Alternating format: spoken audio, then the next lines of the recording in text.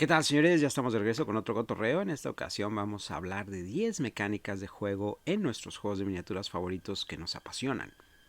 Que tal vez, gracias a estas mecánicas, el juego es único, fascinante o simplemente aporta justo lo necesario para que el engranaje interno del sistema de reglas o la narrativa del juego tengan sentido. Vamos a verlos, acompáñenos.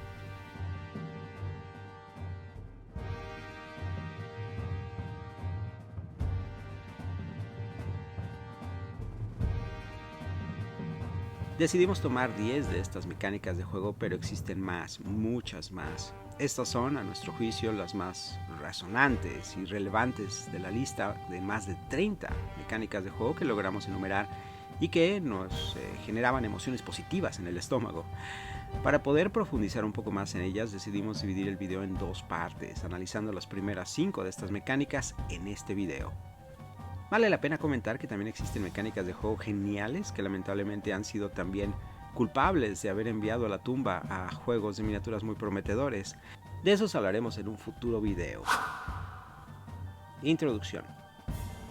Así como una película utiliza herramientas audiovisuales y más recientemente podríamos decir sensoriales, que en conjunto buscan producir sensaciones adecuadas a la temática de la escena, un juego de miniaturas busca generar esos mismos tipos de emociones con el uso de miniaturas y escenografía temáticas apoyados con un sistema de reglas y herramientas adecuadas.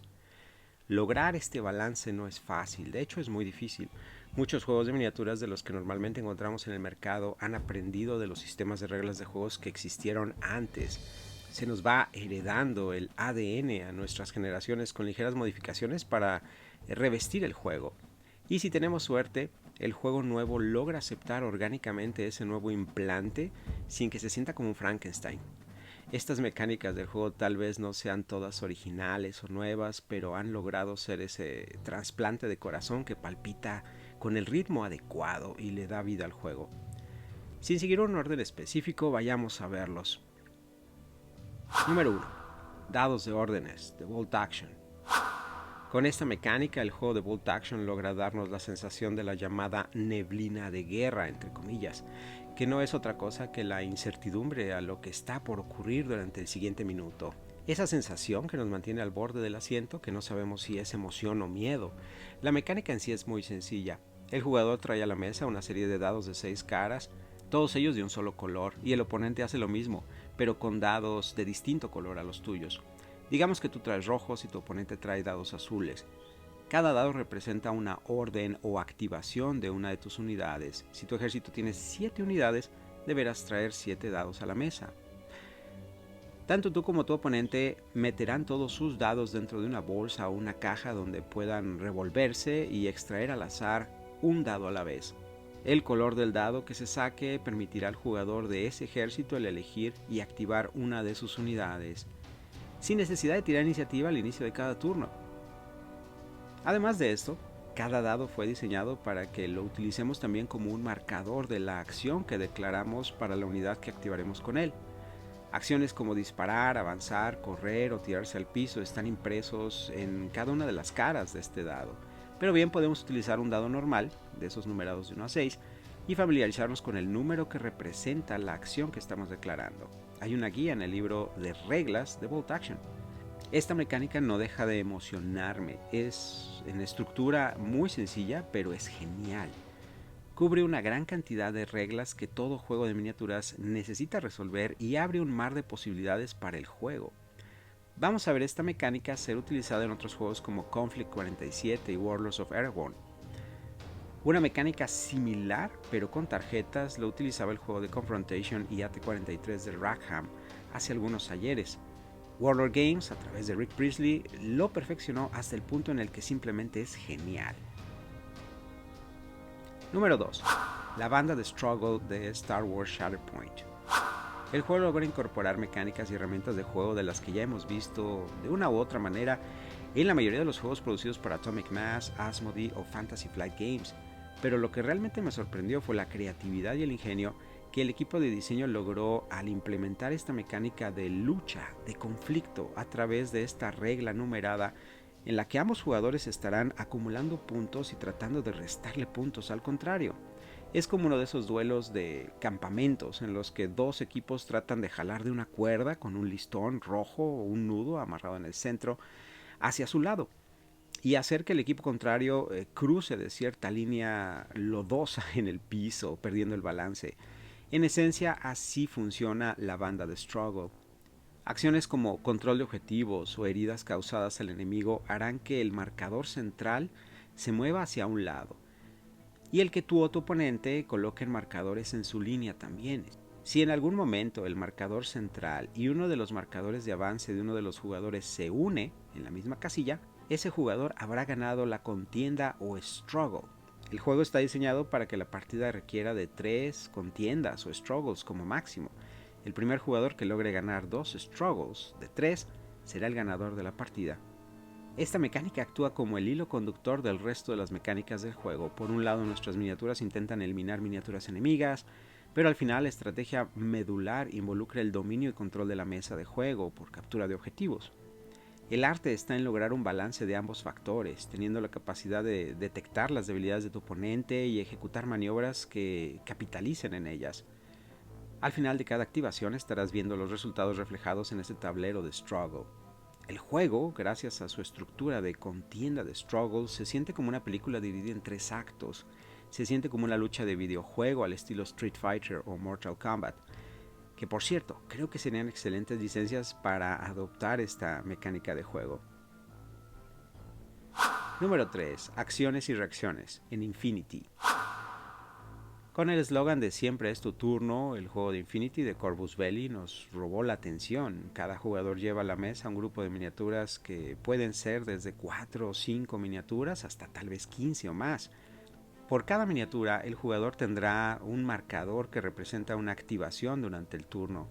Si tu grupo de miniaturas es de 10 miniaturas, tendrás en teoría 10 marcadores de activación.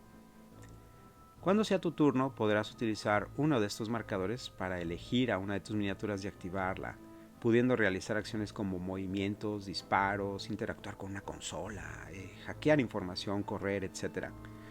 La genialidad está en que no hay un límite de marcadores que puedas utilizar para activar la misma miniatura.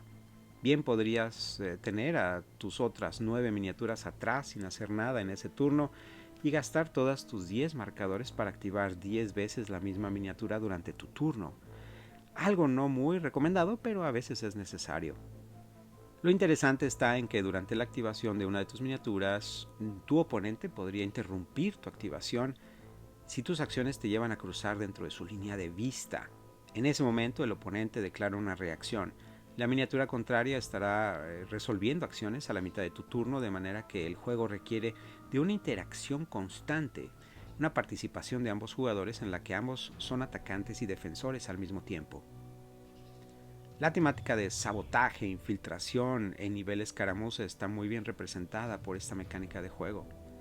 Y es aquí también donde nos llega la pregunta: ¿juegos como Warhammer 40.000 o Warhammer el Viejo Mundo funcionarían bien con una mecánica como esta? ¿O es algo más bien temático?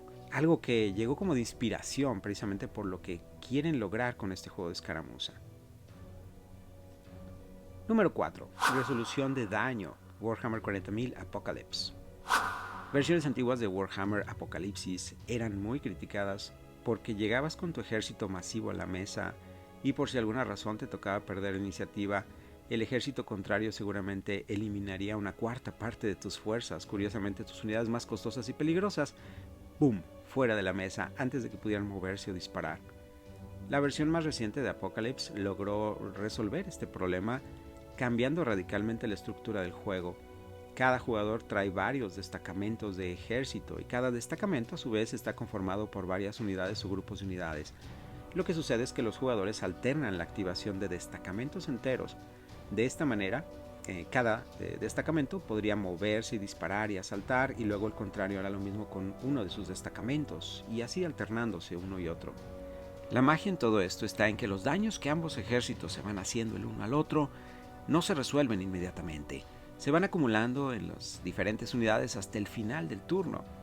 Esto se hace gracias al uso de marcadores que nos dirán si se trata de daños severos o daños ligeros, pero aún nos falta tirar las salvaciones de todos estos impactos. Probablemente cerramos un turno con uno de nuestros tanques habiendo recibido 10 marcadores, 8 de ellos son de daños severos. El potencial táctico de estas variantes son geniales. Por un lado, sabemos que nuestras unidades han logrado acumular un gran número de impactos directos a ciertas unidades enemigas, pero no sabemos si con esos impactos será suficiente para eliminarlos. Así que nuestras otras unidades, aún pendientes de disparar, podrían mejor acumular daños en otras unidades, ¿no? Es esta sensación de neblina de guerra, nuevamente, que nos lleva a tomar riesgos o a tratar de jugar a la segura. Por otro lado, ese acumular marcadores de daño también significa que las unidades que están siendo severamente dañadas pueden actuar normalmente antes de que sean eliminadas del juego. Nos permite quizá arriesgar a ese majestuoso titán que ha acumulado una gran cantidad de daño y posiblemente no sobrevivirá en un ataque suicida, llevándolo a una muerte heroica, porque todavía tiene posibilidades de atacar antes de ser eliminado. Y si al final del turno, cuando hagamos nuestras tiradas de salvación de todas nuestras unidades dañadas, nos sorprende milagrosamente con que ha sobrevivido, significa que aunque ya sea un cacharro viejo en el campo de batalla, aún tendrá un segundo turno, una segunda oportunidad sirviendo al emperador en el siguiente turno. Esta estructura de turno en cierta forma sirvió para dar vida a Legions Imperialis, a Legiones Imperialis, que creo que Apocalypse sigue siendo aún mejor. Pero sí, vemos ahí un poco de la semilla de esta estructura de Apocalypse. Número 5. Templates, dados de desviación y dados de artillería de Warhammer El Viejo Mundo. El juego del Viejo Mundo está lleno de pequeñas reglas llenas de personalidad y narrativas. Cada una aporta momentos de emoción e incertidumbre que al final ayudan a contar una historia de batalla con giros y sorpresas en todo momento. Quizá la más representativa, en cierta forma divertida, y que hace uso de la mayor cantidad de herramientas del juego, es la de dados de desviación y el dado de artillería. En conjunto con los templates de área y el que tiene forma de gota, logran robarse la atención de todos los que están alrededor de la mesa y aquellos que están pasando por los alrededores. A muchos de los jugadores a los que he tenido la fortuna de mostrarles el juego, lo primero que les atrae a la mesa, lógicamente, son las miniaturas y la escenografía envolvente. Ese es el gancho. Están acercándose para ver cada detalle y de repente ya se sienten inmersos en la batalla que se está tratando de representar.